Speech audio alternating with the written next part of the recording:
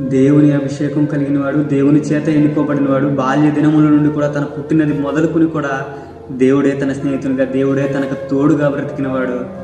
కానీ లోకాన్ని ప్రేమించినప్పుడు, లోకంతో స్నేహం చేసినప్పుడు, దేవుణ్ణి విడిచినప్పుడు దేవునితో సహవాసాన్ని కోల్పోయాడు, దేవుని ప్రేమను కోల్పోయాడు, దేవుని ఆత్మను కోల్పోయాడు. లోక ప్రేమను ఆశించి స్త్రీ విషయంలో మోసపోయాడు. దేవుని ఆలోచన విడిచిపెట్టేశాడు. దేవుని కొరకు బ్రతకాలన్న ఆలోచననే మర్చిపోయాడు. నేను నాజీరు చేయబడిన వాడనన్న విషయాన్ని మర్చిపోయి ఒక స్త్రీ విషయంలో మోసపోయాడు. తన జీవితాన్ని కోల్పోయాడు, దేవుని అభిషేకాన్ని కోల్పోయాడు, దేవుని చేత ఎన్నుకోబడిన వాడు దేవుని ప్రేమకు దూరం అయిపోయాడు. కానీ ఇప్పుడైతే తన శత్రువులు తన మీదకి వచ్చారో, అలాంటి సమయంలో శత్రువులందరూ కలిసి దేవుణ్ణి అపహసిస్తున్నారో తట్టుకోలేకపోయాడు.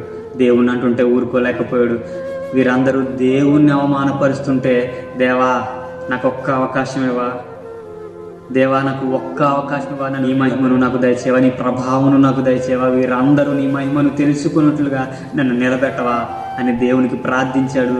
తాను కోల్పోయిన అభిషేకాన్ని మరలా పొందుకున్నాడు, తాను కోల్పోయిన ఏర్పాటును మరలా పొందుకున్నాడు. అయితే దేవుని యొక్క ప్రభావంతో, దేవుని యొక్క మహిమతో నింపబడిన వాడే దేవుని బలమును చూపించాడు సంసోన్. ప్రియ సహోదరి సహోదరులారా, దేవుడు కూడా మీ విషయంలో అదే మాట్లాడుతున్నారు. దేవుని ప్రేమించవలసిన మీరు, దేవునితో ఉండవలసిన మీరు దేవుని కాకుండా లోకాన్ని ప్రేమించేవారిగా ఉన్నారా? లోకానికి ఎక్కువ ప్రాధాన్యత ఇచ్చేవారిగా ఉన్నారా? లోకాన్ని ప్రేమిస్తూ జారత్వం చేసే స్థితిలో మీరు ఉన్నారా?